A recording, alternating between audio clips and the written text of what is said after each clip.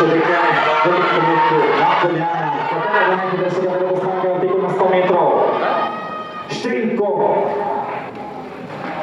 212 na krogi 4, Iva Škrabar Dizdarević, 12.14, Peter pa danes ni bil pomoč tekmovalka, samo 0,2 metra na sekundo, kje je tistih 1,9.